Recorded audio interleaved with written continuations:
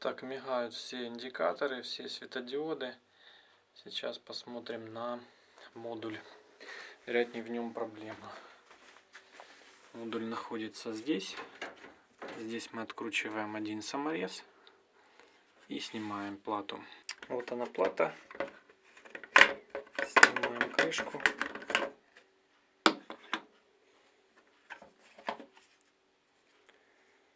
И вот вам наглядно покажу, в чем проблема.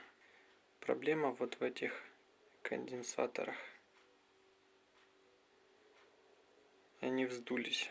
Нужно заменить вот этот 680 микрофарад на 10 вольт и 470 микрофарад на 10 вольт.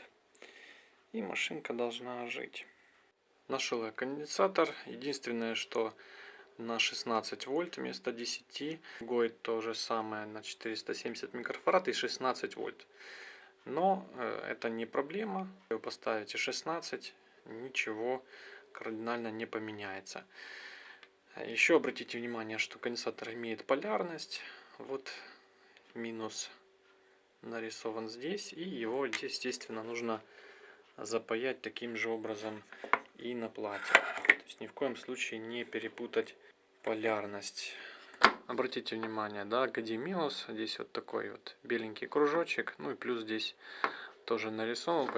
Вот так вот аккуратно получилось. Не забываем о полярности, чтобы ее не перепутать.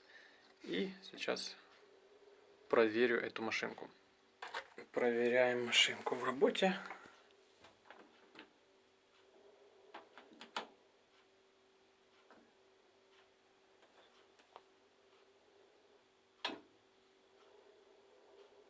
Замочек включился. Машинка заработала. Индикаторы не мигают. Так что можно сказать, самый простой ремонт электроники. На этом все. Всем пока.